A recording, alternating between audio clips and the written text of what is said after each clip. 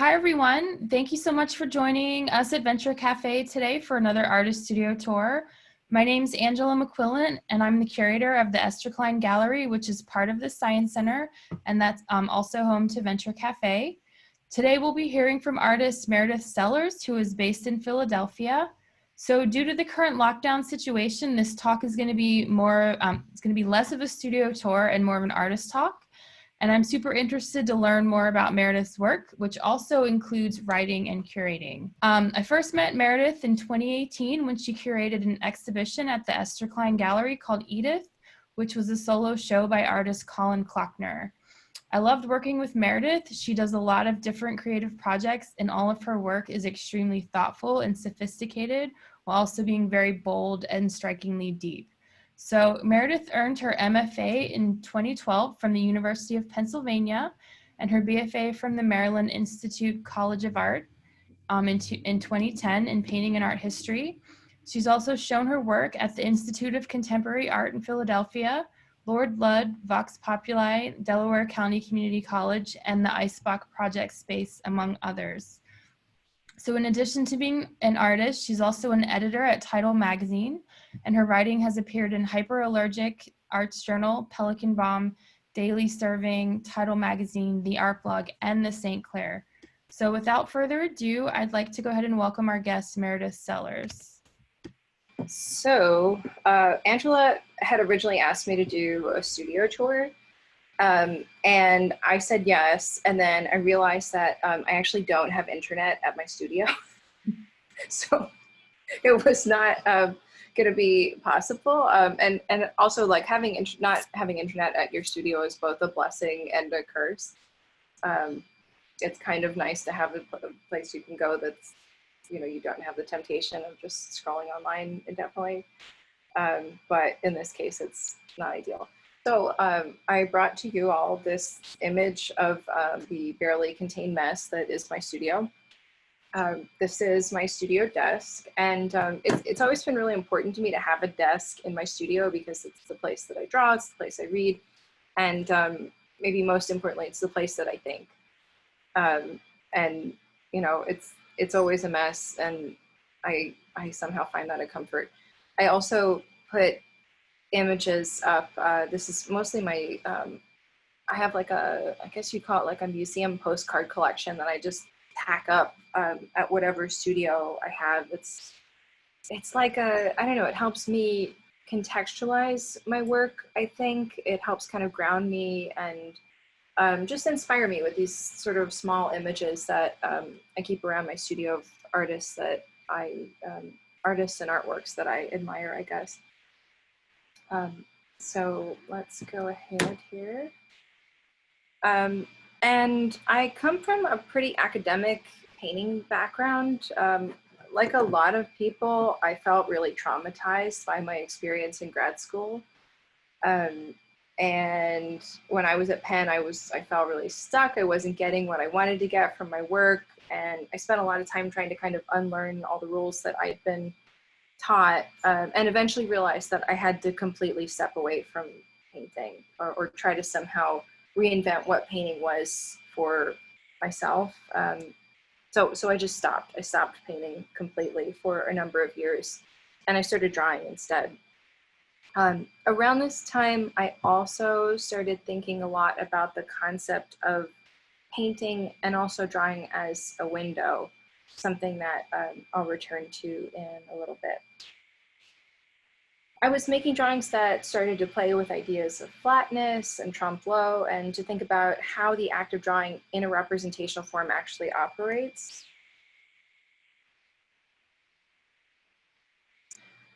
And I also started making these cloud drawings, which I think of as an extension of the window drawings. Most of these took the form of large backdrops or scrolls, and the indeterminacy of the form here was really kind of freeing for me at a time when I felt like I really needed it.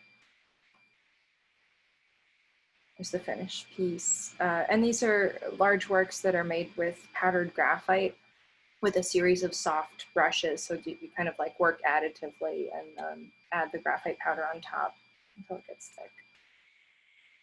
In 2016, I started working on curatorial projects with my partner, Jonathan Santoro, who is a sculptor. And we were both interested in artifice, theatricality, sets, and the domestic environment. In 2016, we were invited to do a show at the Icebox Project Space at the Crane Art Center. So we created a show around those themes, and we called it Chewing the Scenery.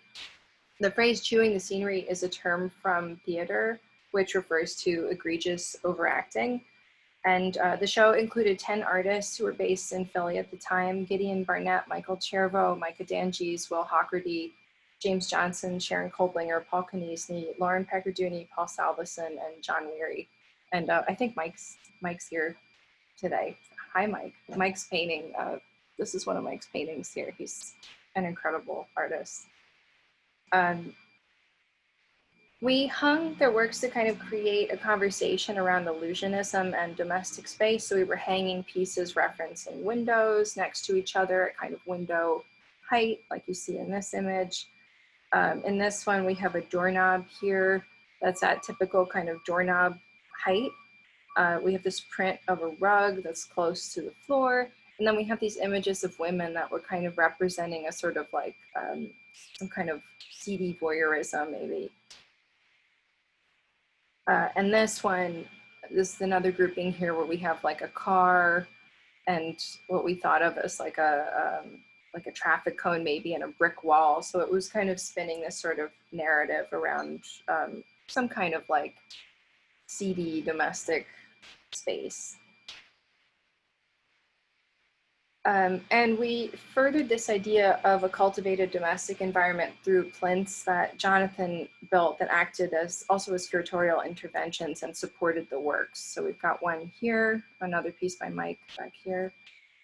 And then this is a piece by James Johnson that's on top of the stair plinth that Jonathan built for the exhibition. Another series of plinths with objects by Paul Salveson and Sharon Kolblinger.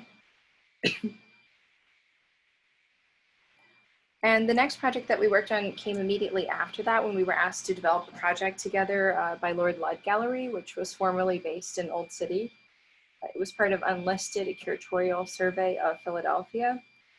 And focusing on our relationship as an artist couple, we created a series of works that attempted to address coupling as a concept, codependency, love, and also existential crisis.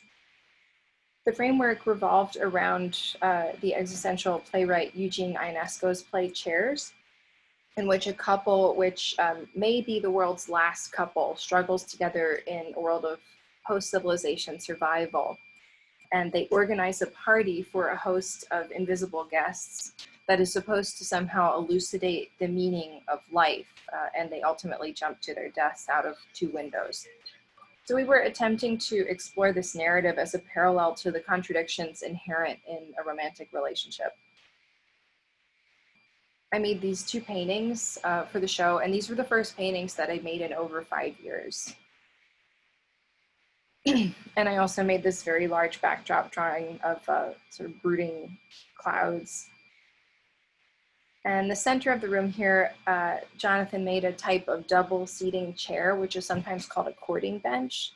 And this was popular in the 19th century. It faces both directions simultaneously. And the intention is basically to allow people to sit close to each other, but to limit their physical contact, which was considered inappropriate at the time. He also littered the floor with objects in pairs, like a set of water glasses, a scissor, and a ribbon. And he made this lily with these cast leaves, which is a traditional kind of mourning flower to reference the death at the end. And also this piece, which is a cast rug that exposes this gaping hole in a platform that might reference either an escape or perhaps a grave.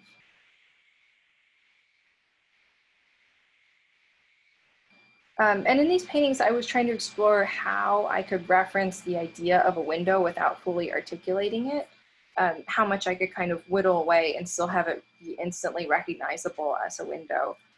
And I was gathering photos of windows that I was passing, And I was looking at shades, at stickers, at blinds, images pasted on the inside and outside, cleaning marks, all sorts of things like that. This was also the first time I used an airbrush in my work, which totally changed my practice at the time. I went from feeling overwhelmed by the idea of painting to being able to cover large swaths of a panel quickly and in a way that was really quite similar to the way that I was using the graphite powder in the drawings that I was making. And with this new process, I was able to sort of save areas of panel with paper and tape that I could then work back into.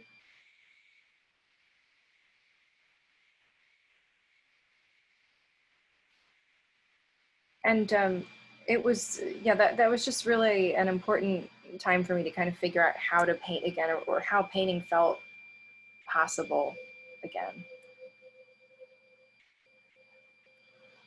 And the next curatorial project I took on with Jonathan was called The Midnight Sun. And this happened in the summer of 2018 at Pilot Projects. The show took its name from a 1961 episode of the television show The Twilight Zone. And in it, the Earth's orbit has shifted, making it pass closer to the sun, which will ultimately result in the planet becoming too hot to support human life. And the plot is basically inside a sweltering studio apartment, an artist is painting the sun every day as it becomes closer and closer, and she becomes a sort of casual observer of her own demise. So I was gonna play let me see if I can, oh, I don't know if this is gonna work in screen share actually. What you're gonna have to do is unshare and then reshare the YouTube screen. Okay, all right, we'll do that. I'm gonna stop sharing so I can show you this very short clip. Oh, you know what? I already have it up here. Even better. Oops. Okay.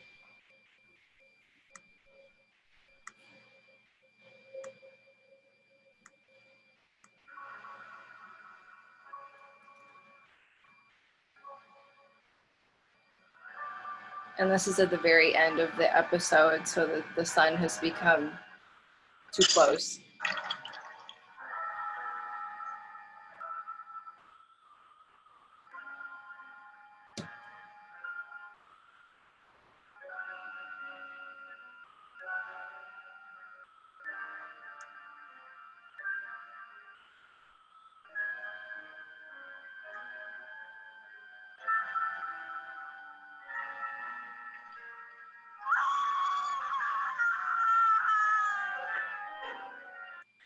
Okay. Oops. Nope, we're not watching more.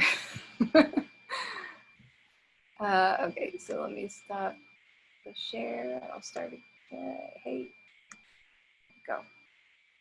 Okay, here we go. Consider, if you will, this ordinary list of extraordinary twists. Oh no, Welcome sorry. to Watch Mojo. And today we're counting down our picks for the top 10 twist endings from the Twilight.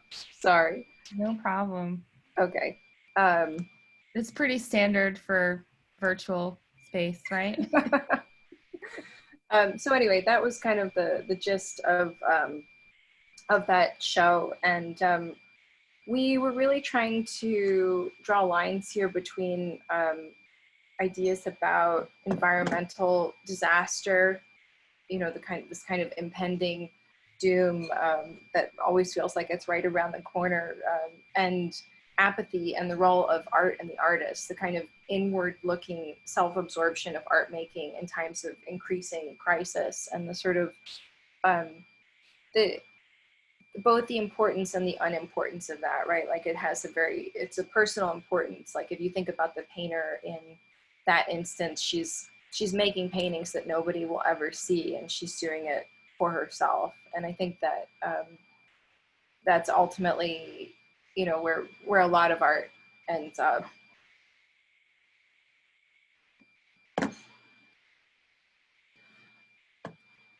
In the show, we again took on a kind of domestic setting. This time it was intended to invoke this artist's one-bedroom apartment.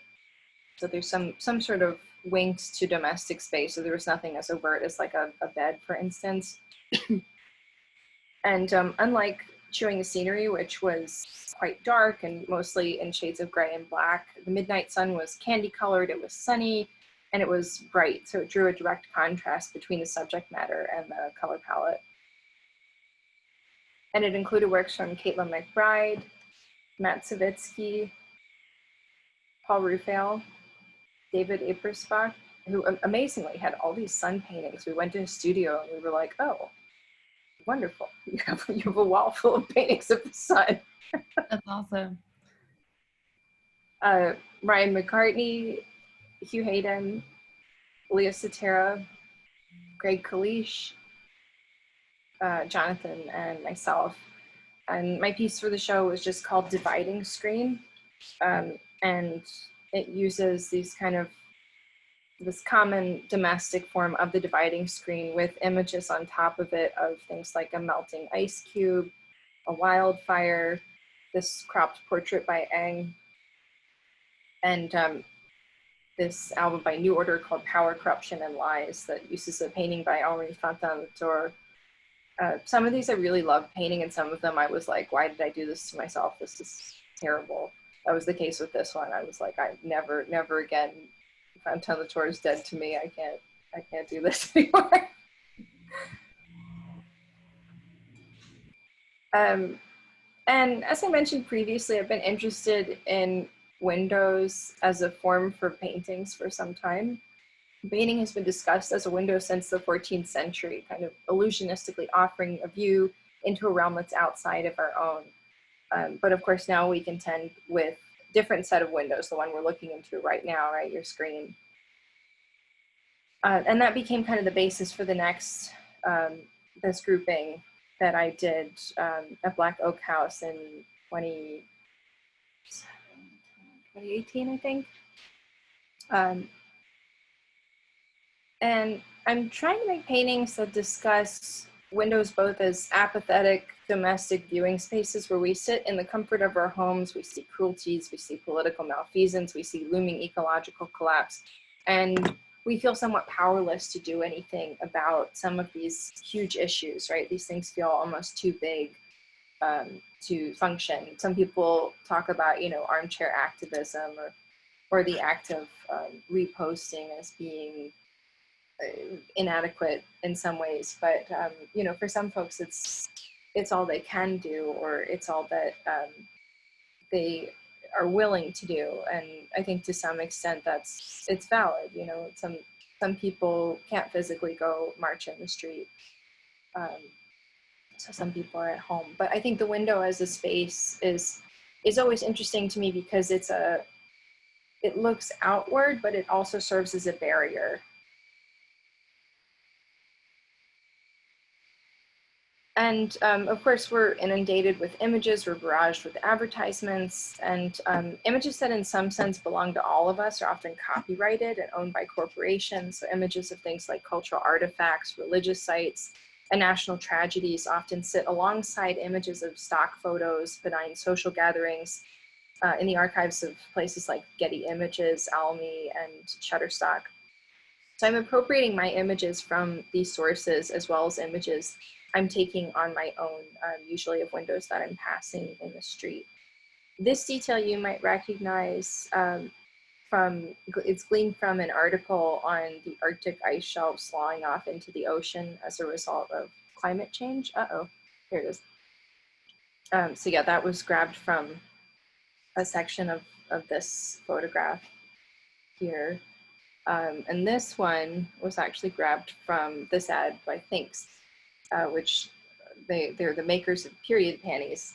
And these were aggressively marketed to me and hundreds of thousands of other young urban dwelling women.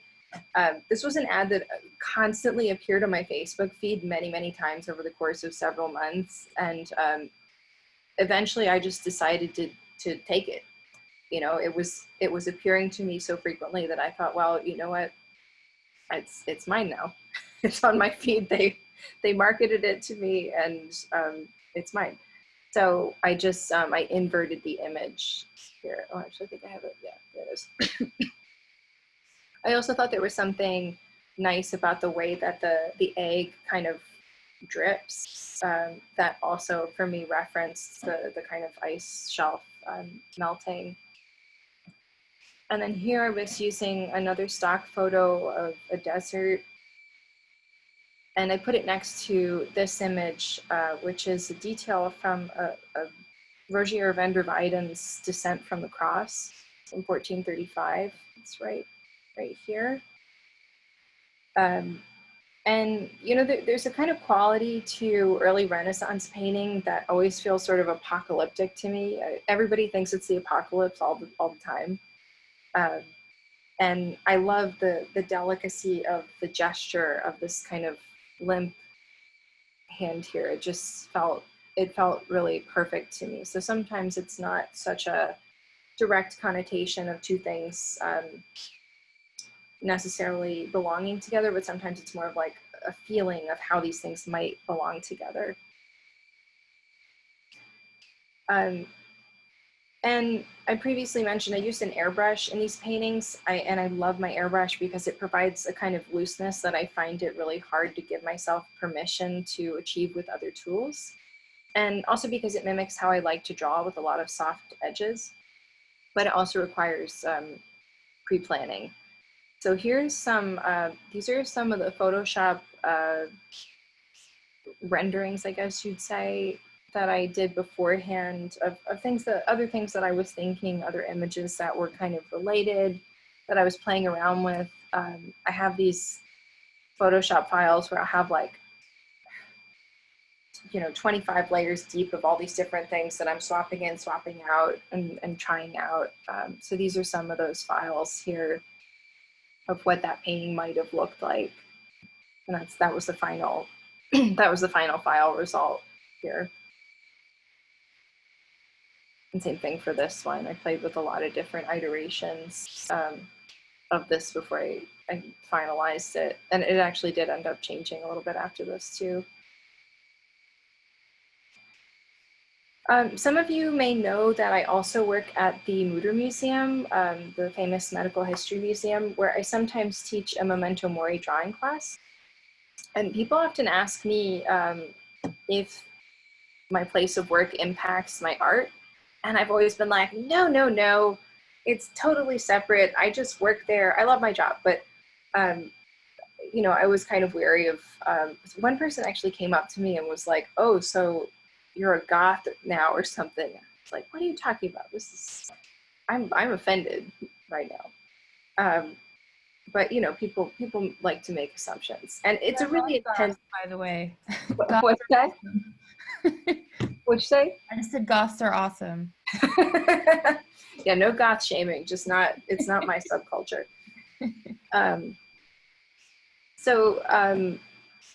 Yeah, people often say to me like, oh, it's, you know, it's a really intense place, which I totally get, and it's a place that has inspired a lot of art and a lot of artists. But it didn't really come into my work until a couple years ago when I was redoing the slideshow for this Memento Mori drawing class, where we pull out skulls and objects from the collection and put them alongside, you know, flowers and other kinds of things into these still lifes that people come and draw.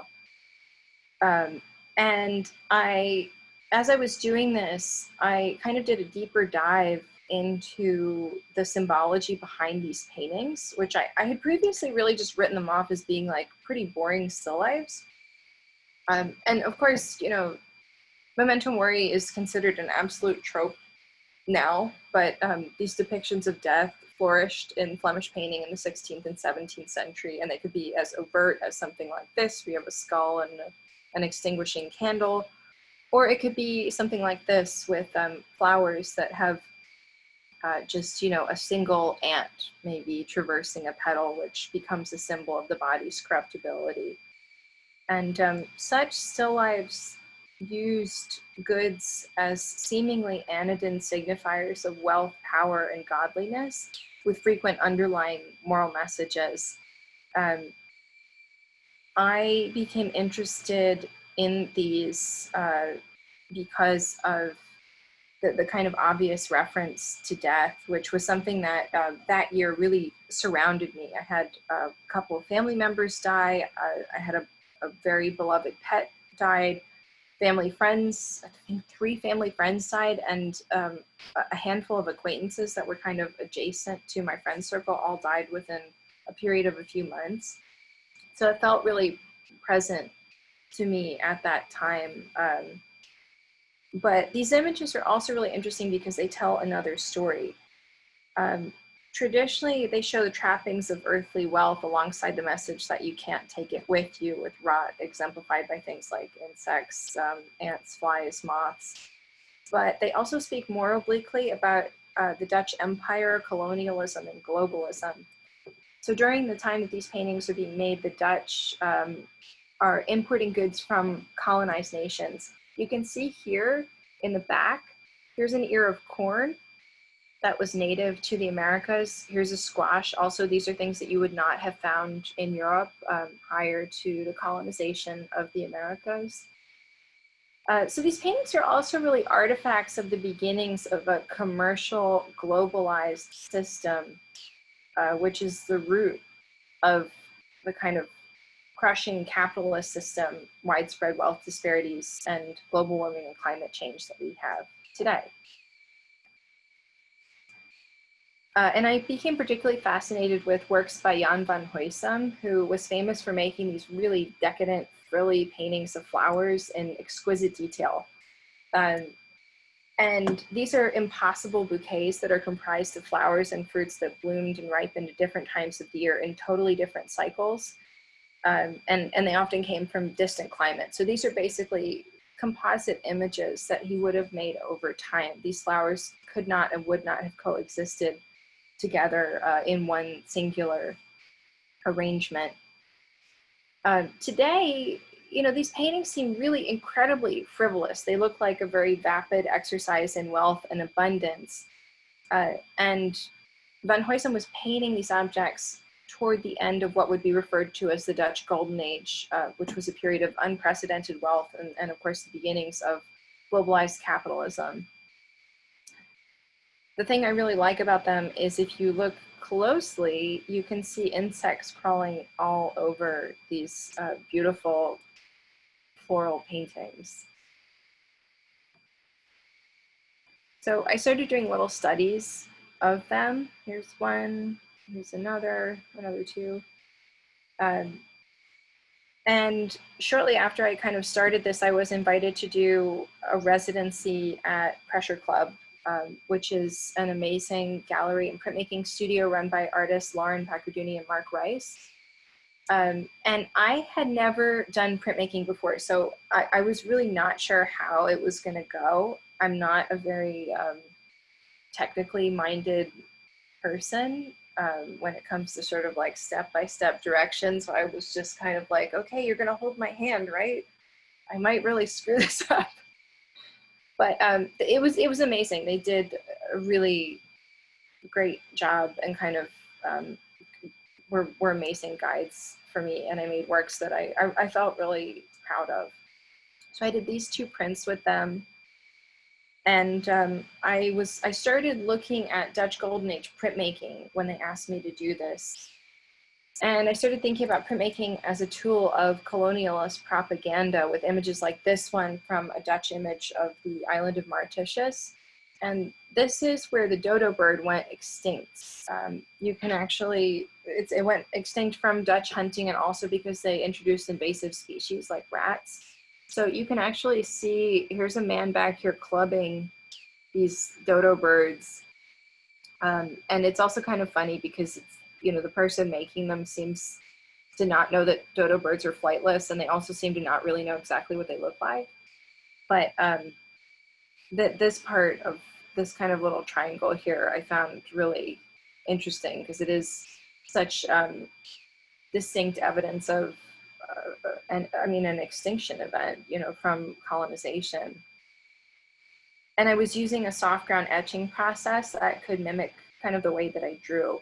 So you can see the little triangle here is pulled out from that section that I just showed you all. So I have some process images here. These are all the plates together. We did kind of one test run where everything was sort of crammed together like this. And we knew we wanted to make 2 plates, so then we cut up that stuff and did kind of a, you know, just rearrange them on top of these backgrounds that were screen printed over top of the whole image. The image was covered with a frisé paper and screen printed right on top of it.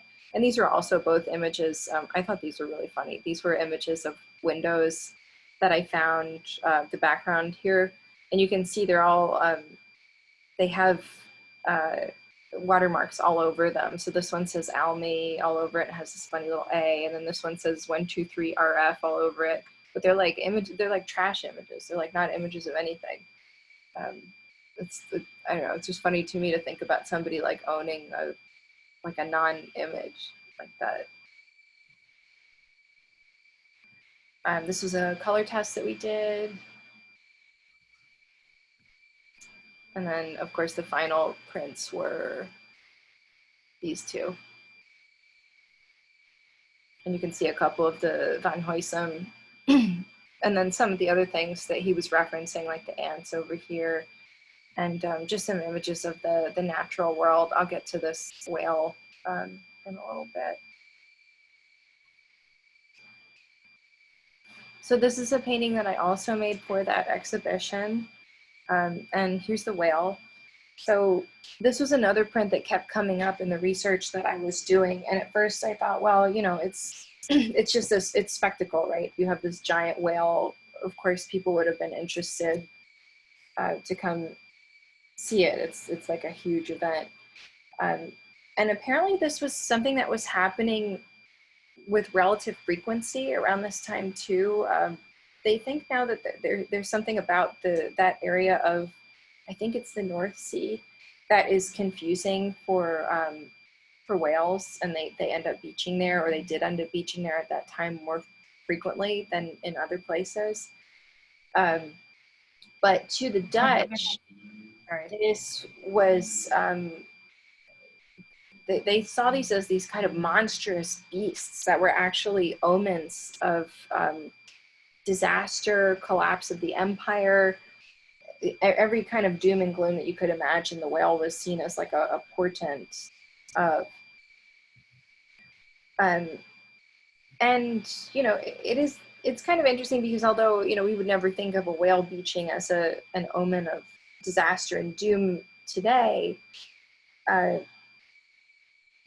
the empire at this time, the Dutch Empire, was about to reach its nadir as a global marketplace and as a colonial power.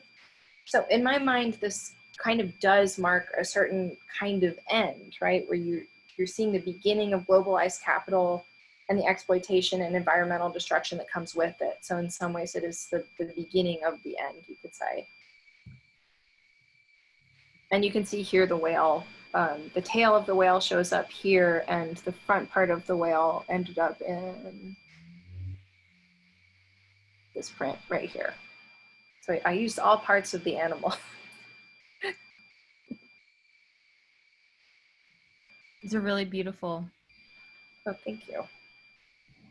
And then here I've got the tulip, which is also borrowed from another Jan van Huysum. And the tulip is really interesting. It has a special place in Dutch history because it actually became a currency. It was originally imported from Turkey, and the Dutch craze for tulips was part of what was later referred to as tulip mania. And it was the first known market bubble crash. So the bulbs of these striated tulips were sold for more than a house on the most expensive street in Amsterdam at one point. And this completely unsustainable market quickly collapsed. Though because of this Dutch obsession, tulips are forever associated with Holland. And here, of course, we see Van Huysum's put a fly on this symbol of the Dutch national identity, which is the fly itself is kind of a symbol or a harbinger of death. The meat over here, to me, had a kind of visual rhyming quality. Oh, I have some in progress. I threw a bunch of in progress images in because I think it's, I don't know, there's something magical about watching a painting kind of like come together. There's something just like really pleasurable about it. So there's my image on the bottom, and there's the image I was working from on the top. Yeah, the meat for me had this visual rhyming with the red and white tulip, but it also kind of carried this connotation of rot, so it seemed appropriate to me. And recently I did the Fleischer Memorial Wind Challenge, Fleischer Art Memorial Wind Challenge this past winter.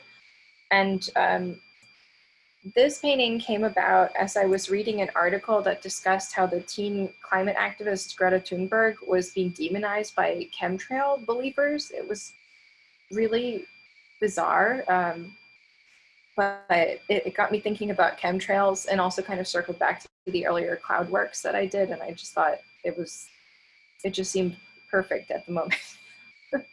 So in it went, to the pot. And then here's another couple images of, again, from a Jan van Huysum, of me just kind of working through this image here. And of course, the little ant is the last thing that went on my painting over here.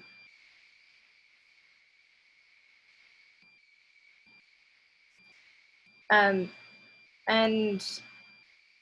this larger piece was kind of an amalgam of things that I was looking at and thinking about at the time. So when this was happening, California was on fire.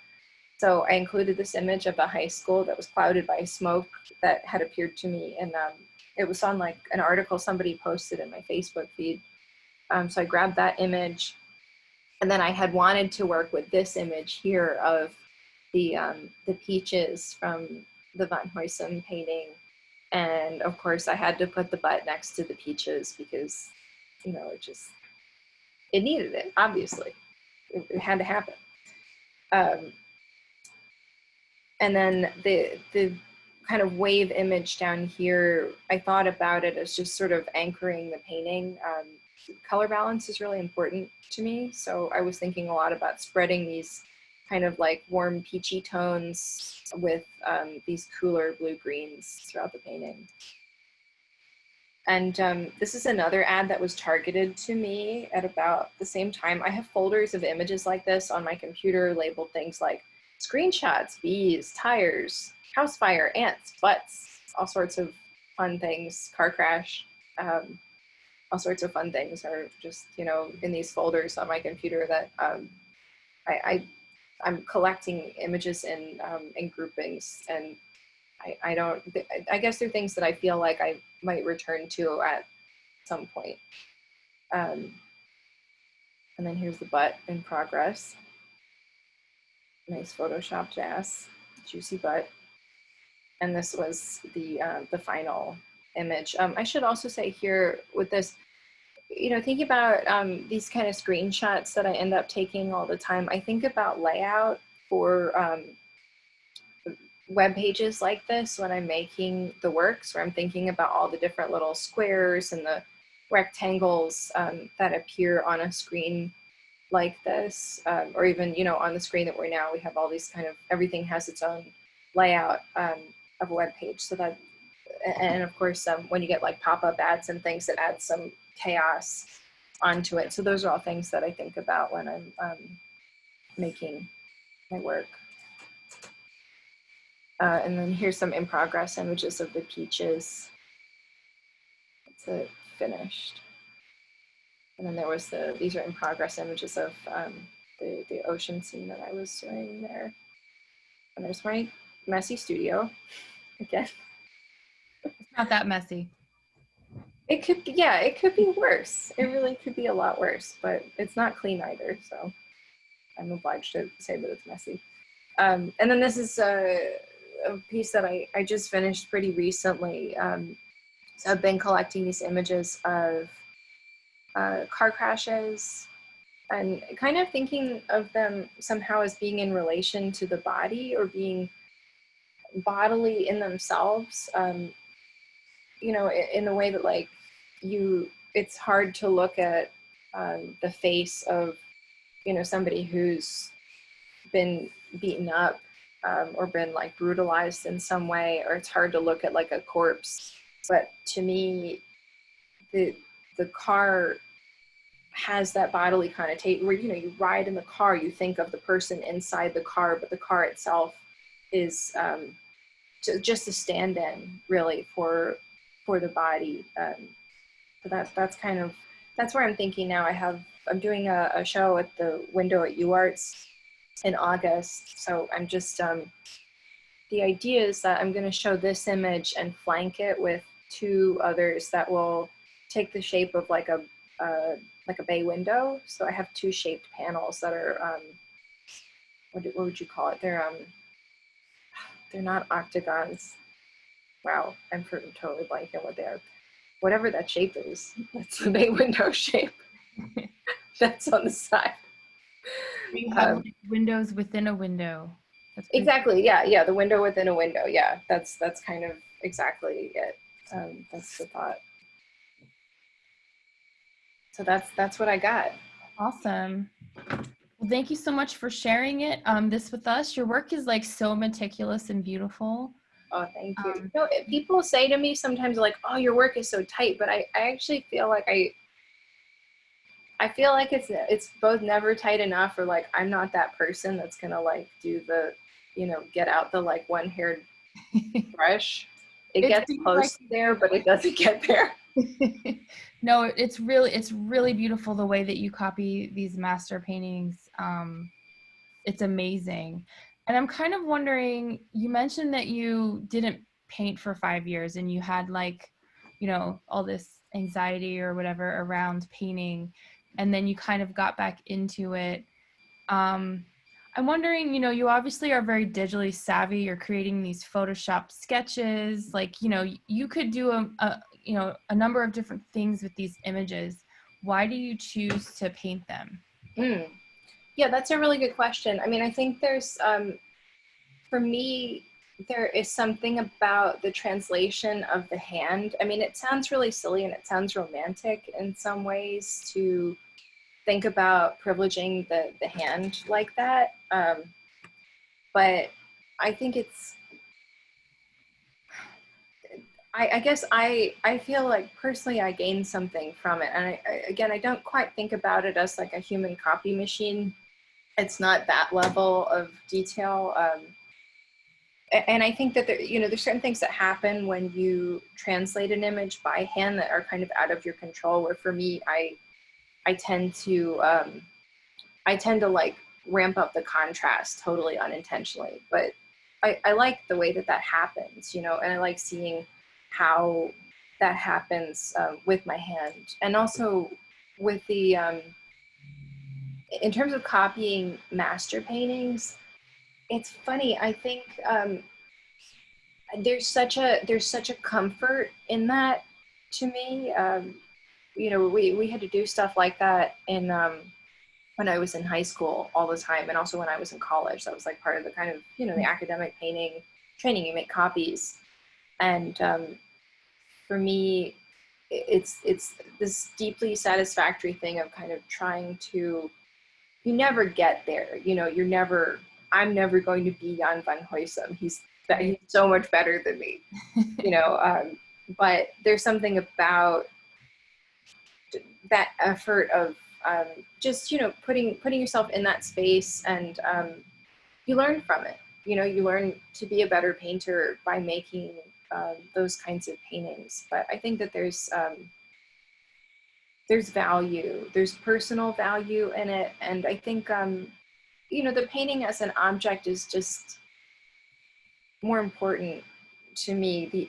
For me, like, I look at the digital collages that I make beforehand, and they're not good as artworks. And, you know, it's hard to say what changes in the translation to the painting, but something happens that feels important there. Yeah. I mean, maybe it's even just the amount of time and effort involved in creating the painting. I mean, yeah, that's part of it. Maybe I don't want to be one of those people that like necessarily directly equates time with value in art, but it's, I don't know, maybe it's a little like masochistic or something for me. I don't know. Masochistic, but you also find some kind of enjoyment. Yeah. Yeah. I'd like to open up the questions to everyone. If you want to go ahead and ask Meredith a question through the chat, or just go ahead and unmute yourself.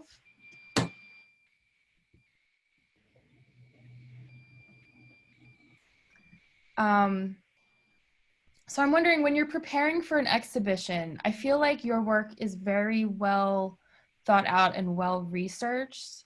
How do you kind of start preparing to create a body of work? Do you do a lot of writing and research before you get started, or do you do sketches? Like, how does that process look for you? It's a lot of like trawling through things on the internet, and then, I mean, because the images that I'm working from are all taken from, most of them are taken from the internet. So it's a lot of that, and I do try to do my due diligence with research, particularly regarding historical images. With other things, sometimes it's more of like a feeling of like, I think I want this car crash image, and I think it needs, I read some article about, they were talking about a glacier being like a loose tooth, like the way that it falls off, being in relation to the idea of a loose tooth. So I thought, oh, okay, I'm going to have the car crash needs a missing tooth. So sometimes it just comes together like that. But other times it is kind of more intentional. I felt like I had to do a lot of research with the Dutch images, because they were entwined with such heavy ideas about colonialism and power structures. And it just seemed, important to read the books. I read The Embarrassment of Riches was one of the books that I read, which is like a huge, big, fat book that deals with that kind of imagery and the history behind it, some of the history behind it. So yeah, I mean, it depends, I guess, what the project needs. Yeah. Do you feel that as a curator, when you're doing curatorial projects or even writing projects, do you feel like those projects influence your artwork? Oh yeah, absolutely. Yeah, if you're writing about another artist's work. Yeah, most definitely. And in that 5-year span where I wasn't really making, I was making some drawings, but I wasn't making a ton of my own work. That was a time when I was doing a lot of art writing, and I was trying to, figure out what I wanted from my work. And I think the writing really helped me.